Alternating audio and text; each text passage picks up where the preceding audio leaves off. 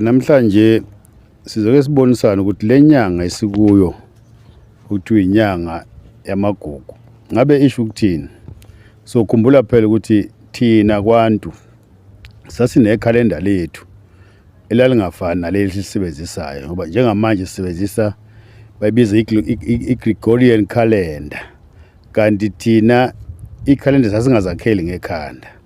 Kwakuba indlela imvelo eyiyona njengokuthi masikhuluma ngozibandlela kusho ukuthini, sikhuluma ngoNhlolanja bese bakhona inyanga le okuthiwa uNdida abafike bayibulala ke yangabe isabonakala laba abakama ngezandla. uNdida kwakuyinyanga ye13 ngoba ngokwethu inyanga ziwu13 bayithatha ke le 13 bayihlakaza basebenza o30 no31 kuzona zonke lezi inyanga. Kahle kahle inyanga iphela ngo28 ihambisana nenyanga lephezulu iMoon. Namhlanje ke sitake sithinte ukuthi kubaluleke ngani ukulandela ikhalenda lakithi nokuthi thina besixhumana kanjani nendalo, besixhuma kanjani nomvelinqange ngesikhathi sethu. Angihambi ngedwa, ngihamba nensizwa la uMusa wakangidi osavele ngekhanda kodwa ulwazi analo alibambe ngoba ukhulele ebona abadala benza izinto, ebuza imibuzo bamdodisa. Musa ake sikubingelele namhlanje mntakangidi. Siyabingelela Njomane kuphi nakuphi la kufika khona le podcast indawo ngendawo zonke. Cha, ngiyajabula kuba khona la esithangamini sakho la uzokhuluma khona ngamasiko. Igama lami ke ngumusa wakangidi, kuba khona le into abenza ngamaphumulo ngaphansi kwenkosi uNgcobo amaqadi. Selana sodingida ke njoba kade sichazile uNjomane ukuthi kule nyanga inyanga yamasiko sizokhuluma ngokuthi sasixhumana kanjani nemvelo,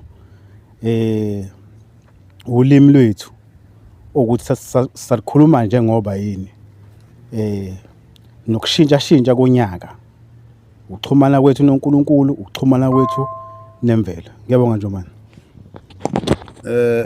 Musa ukhona lento ukuthi bathi befika ondle bekhanyilanga bafika sihlele emakhaya sixhumana nomdali wethu base basithatha basixoxela ndawonye. Ngabe kwakwenziwa yini ukuthi baze basisondeze siphile kanje ukuthi uthula nangomakhelwane meba ngumsindo usuyamuzwa eduze?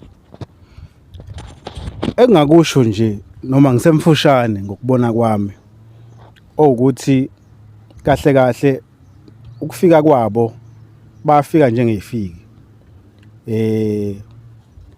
basheshe basambela phambili ngokomqondo, ngokubona izwe lethu lobabamkhulu ngendlela eninothe ngayo, izwe lethu lamakhosi nangendlela sasiphila ngako nokuthula ezweni nasemhlabeni.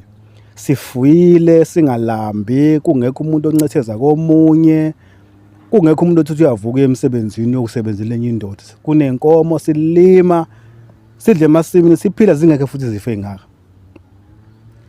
Bona bahlala phansi babuka ukuthi labantu laba ngendlela abanothe ngayo yipi indlela esingabenza ukuthi bakhothame kuthina sithathe izwe labo. Okokuqala nje abakwenzayo baqala ngokusiphuca umhlaba wethu. Amakhosi ayesendulo amanye bawathatha alalela bona, bazama ukuthi bawathenge ngendlela thize ukuthi sigcine thina sesiphendukelana sodwa singabantu abamnyama or siyindle emnyama. Sengibuka wena Njomane njengesitha ngoba sebekufumbathisa igwinya obungalazi. Uma ubuka nje ulandela kudala kukhona lento umuntu omnyama babamdida ngesibuko ngoba the singasazi isibuko, sasingeke umozathi ucwaningo isibuko sasingekho, sasibuka emanzini. Afika umuntu omhlophe athi nasi isibuko ngininga inkomo ezo50, inkomo ezo100 onazo usefuyile njalo athi kunjalo nje. Babona baqala lapho basiphuca imfuyo, basiphuca umhlaba wethu wamakhosi basiqokelela ngandawonye. Mase besiqokelela ngandawonye why la khona-ke singakwazi ukuthi khona sixhumane khona nomvelinqangi namathongo ethu asiphethe ngoba njengoba uchaze ngendlela sasakhe ngayo sasakhe kunamaqhugwana sikwazi ukuthi sixhumane nomdali basiqokelanga ndawonye asisakwazi sixhumane nomdali balithatha izwe lethu basiphuca inkomo zethu nemfuyo kwaphoqa ukuthi manje sihambe siyosebenzela bona siyophakela inkomo zethu abasiphuce zona ukuze sithola amanzi sithole iparish. Wakhuluma ngamaqhugwane wemuso usho ukuthi indlela izindlu zakithi ezakhiwa ngayo noma ngasona iqhugwane lezi ezakhiwa namhlanje zazakhiwa ngemvelo. Yini umehluko lezi ehlazo namanje noma tiles noma zinki ngabe kuseyindlela yokuxhumana nomdala awusithathe nje usibeke ukuthi yini ayenziwa makwakhiwa kwakusetshenziswa nani? Yabona nje Njomana manje ngithatha ngikubeka lezi zakhiwo zamanje ezafika nabamhlophe izinto eziphekwayo lezo seyifakwe seyifakwe izinto zabo lokuthiwa ngolimi namhlanje ama chemicals. Thina iqhugwane lalakhiwe emhlabathini, umhlaba uyimvelo, usetshenziswa utshani, utshani buyimvelo bumila kuphi emhlabathini, kusetshenziswa utshani buyini buyimvelo bumila kuphi emhlabathini, kusetshenziswa intingo lo kuthiwa amabhalongo olimo oselibele kwabamhlophe. Kuhlanganiswe kulukwe utshani kuboshwe yabona lapho akho lutho artificial akho lutho nje oselixutshwe nento abamhlophe yimvelo utshani buhlangene nomhlabathi udaka olubunjwa ukuthi kuxhumane nezintingo phansi kupholishwe kahle phansi bese kuthathwa ubulongo benkomo ilokhu ukuthi kade inkomo idla mase isikhipha ngemumva idlukubona bulongo ke lokho kusindwe phansi konke lokho kuyini kuyimvelo ingakho kwakulula ukuthi masikhuluma nomvelinqangi ashesha sizwe ngoba sisiphathi yemvelo wemuntu basihle lapha nje nawe mina nawe sixhumane nemvelo. Uyathi umuntu mangabe exabene nabangani bakhe athi bangilahlile ngedwa emhlabeni ngeke ngimbuze ukuthi ke mawuthi wedwa ngithi usaphefumula. Futhi mawuphefumula uxhumene nemvelo. Uyimvelo wena uyimvelo uwedwa nje uyimvelo.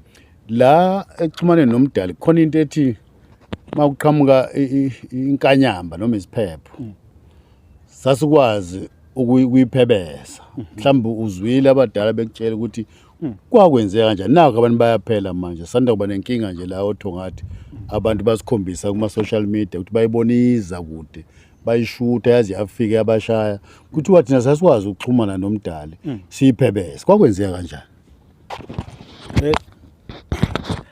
Ngiqale la njengoba uchaza ukuthi sasikwazi ukuthi sixhumane nomdali kunezinto esimone ngazo uNkulunkulu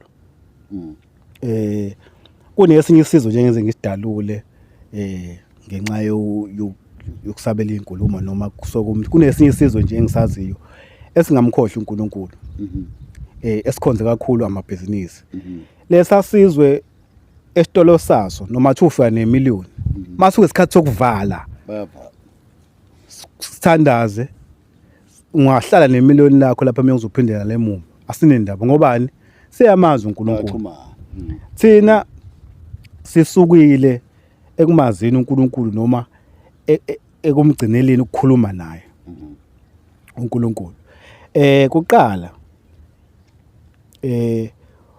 uma kuzongena noma sekuzolalwa noma kuzoba kunento embe egcekeni eyenzakele kwaku umnomzane wayesuka umnomzane makune umkhuba nje angawuboni kahle egcekeni ahamba esibayeni mayesibayeni ayothetha ayokhuluma nezinyanya noma namathonga ukuthi mkhuba muni lo owenzakala egcekeni uma kanjani konakala nikho okuyiwona amathonga ethi akwazi ukuxhumanisa nomdali ngoba kanjani aseduze naye ukukholelwa kwethu thina asisakwazi lokho umuntu usegijima ekohlola engaqalanga kuyena ukuthi akhulume namathonga akhe ukuthi amchaze ukuthi kwenzeka kanjani nalana ke ekushintsheni kwesimo sezulu izilwane kaNkuluNkulu lezi asuke ezifihlile. Mase siphumile kokuba nendlela esasikwazi ngayo ukuthi sikhale uNkulunkulu ukuthi inuni yakhe noma lesilwana angasisondezi ngakuthini. Wasosilimaza impahla yethu. Ngisakhula ngangengibone emakhaya uthola ukuthi sisekwalusini. Sasilusa inkomo eziningi ke thina. Intshizulu qubuka umoya ongazi ubone uzaphesheya kwentaba. Ebese kuphuma omama izalukwazi hayi noma imuphi umama, hayi noma ubani. Kuphuma izalukwazi ezazaziyo ukuthi masibanibani usineka masibanibani masibanibani usineka masibanibani. Ziphume namakhuba ziwashanise kuthiwa amageje lokhu kulinywa ngazo washane zikhuze uyothi yabo lesimo sezulu asezi ngala sesibheke kwenye indawo. Indlela leyo okwenza ukuthi ixhumane ngayo nomdali. Njengamanje Moses usuyanaka igameko sesimo sezulu zenkanyamba mathu iphumile ithi mayiphumile ifike ihambe nemphefumulo imoshe. Yini sisuke lesisekelweni la uNkulunkulu asibeka khona. Isizwe nesizwe uNkulunkulu wayesidalile sophila kanjani. Soxhumana kanjani futhi naye. Ngiyakuzwa weMusa. Manje kusho ukuthi nayo njengoba sekonakele kangaka phezulu. Mawucabanga thina sikhula ukuthi makulina izulu kuwamatshe sijabule sigxumaxhume. Amanzi emvula kuthiwa hayi awazophuzwa. Namhlanje amanzi emvula mangithi ngiyawayezwa asayona le yanto. Ngabe konakele mhlambe emkhathini. Ngabe kwenziwe yithina noma mhlambe kufika isikhathi mawucabanga. Uma ukhuluma ngomkhathi, umkhathi indawo engcwele. Indawo edinga ukuthi ihlonishwe. Ila kuqala khona uNkulunkulu ayaqala khona izinto ezobusisa umhlaba wakhe. La uNkulunkulu ahlanganisa khona imvula. Njengamanje isimo sezulu kwesikhathi asisaqondakali. Ingani ingakho lokho kufika kwabamhlophe ukuthi kwaba khona kwalwenza ushintsho. Ngani na? Bafika bakhanda izimboni. Lezi zimboni lezi abafuna thina sisebenze kuzona. Lezi zimboni lezi zikhiqiza intuthu efike yonakalisa emkhathini. Mayonakalisa emkhathini ebese uyashintsha umkhathi. Mawushintsha umkhathi awusakwazi kahle ukubamba kahle isimokwe noma intuthu ephuma phansi emhlabathini malinethe izulu. Ugcine manje imvula ingasanethi ngendlela ekuyiyona. Ngoba futhi ke nalezi zinto esixhumana ngazo bona social media laba amafoni kufanele nawo umthelela la emkhathini. Uthinta into ezwakala kamnandi ukuthi umkhathi lapho umdala axhumana khona nathi. Kodwa mawucabanga sinjani ispagetti esilaphezulu. Kugijima oma cellphone amabhanoyi yona lezi zinto ezisuka phansi mhlambe ngaba nomthela ukuthi njengoba iweather singasayazi ukuthi ihlobo linini into asahlobo enini ubusika bunini ngoba umdali noma imvelo ibhidekile ngokuhlakanipha kwethu. Kuningi kakhulu kuningi njengoba usuthinte ukukhula kwezobuchwepheshe. Inkinga engiyibonayo lapho kungathi kungenzeka ukuthi lezi zobuchwepheshe sezinokuqhudelana okuningi. Kwakungcono inkampani zingakabiningi. Manje njengoba zobuchwepheshe seziningi nombani ufuna ukwethula yakhe indlela zokuxhumana. Ngeke ngabe khona ukushayisana kwezinto mase kukuningi emhlabeni. Ngithi ngibonge mntangeti ulwazi onalo mawuqhatha neminyaka yakho akuhambelani kodwa usho ukuthi ukhule ubona kwenzeka ubuza nemibuzo ukuthi konje lokho kwenziwayo kwenziwelani. Mina nje njengomuntu osemdala kunawe ngiyakhumbula makuzo kuthiwa ade kulinyiwe bese kuthiwa kuthiwa kuyevunwa. Before uqale kudliwe nje kwakwenziwa umcimbi lapho okujatshulwa khona ukudla kuthiwa kuyeshwanywa. Sihlangana isigodi kwazi ukuthi hayi kushwanyiwe la kuyothi mhlambe lokho kuseleke noma ungasalanga u10% lovele eBhayibhelini mhlambe kuzoyiswa wonkosi mhlambe kunikwa abantu abahluphekayo umuntu engenandoda. Indlela sasiphila ngayo. So lenyanga esikuyona ke inyanga yethu le yokuqeda unyaka. Khumbula phela unyaka wethu uphela ngoSeptember. Kodwa ke ngendlela esifundiswe ngayo thina silinda kuze kushaye uDisemba. Kube kubanda lephezulu. Ubona nje uFather Christmas wethu ugqoka into ebomvu enokholo emhlophe kukhombisa khona kuyabanda. So yikho ke mangicabanga wemusa ukuthi izinto zethu azilungi nje ngoba sikhohliwe ukuthi singobani. Thina njengoba kunjena manje siphuma ebusikeni siye ehlotsheni iyona nyanga yethu ke le yokuqeda unyaka. U365 days wethu uyaphela. Uyothi ephela uSeptember siyobe siqala unyaka omusha. Kodwa kulaba ke abasakhula mhlawumbe ungabacebisa kanjani mhlawumbe ukuthi bangenze njani ukuze nabo bakufunde lokho. Ngiyazi uyindoda ekukhulele emakhaya wafika ethikeni wosebenza uhamba euniversity ayikho into ongayazi. Uzazi zombili impilo eyasemakhaya eyaselokishini eyasemadolobheni ngoba ihlukene phela. Khona impilo yaselokishini, khona impilo yasemkhukhwini, khona impilo yaku-urban.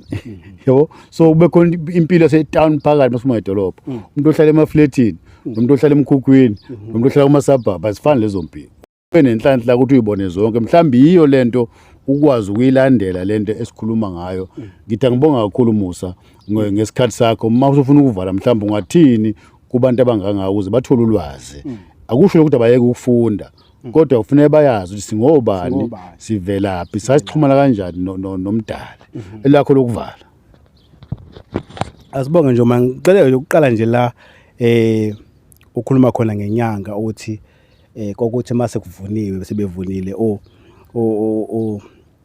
mama bese bekuthatha okunye ukudla beyokunikelela intandane noma bakise konkuzo. Kwakuyindlela lokho kuthiwa abathi bezenkolo manje kweshumi.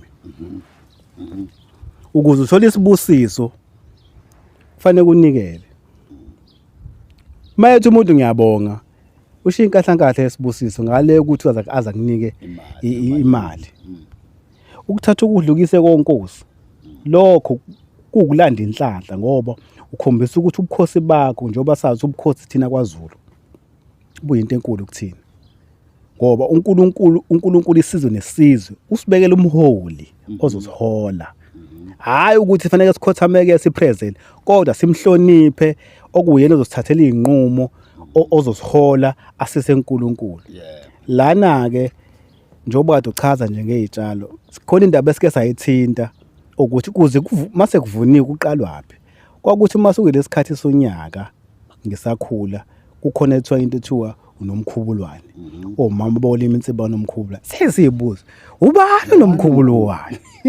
Ngaze ngabuza mina kugogo wegogo ubani nomkhubulwane ezinomlime. Ngoba kokukhona kuthiwa kushawa impembe kwakushawa impembe uthi khona iphosa lenkosi lishaya impembe lithi omama bolima insimano nomkhubulwane. Wakhanga nomama besigodi bendawo.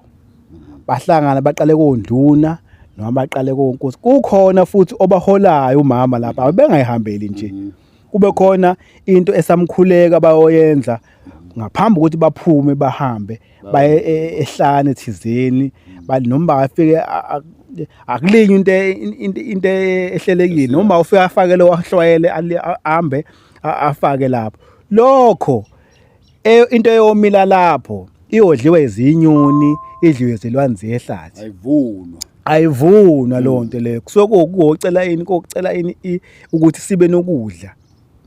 Khathi imvelo idla nathi sijabule inyoni. uNkulunkulu uyathokoza ezulwini. Mase niphuma niyotshala emasimini kuyaphihlika nje. Kuyaphihlika nje.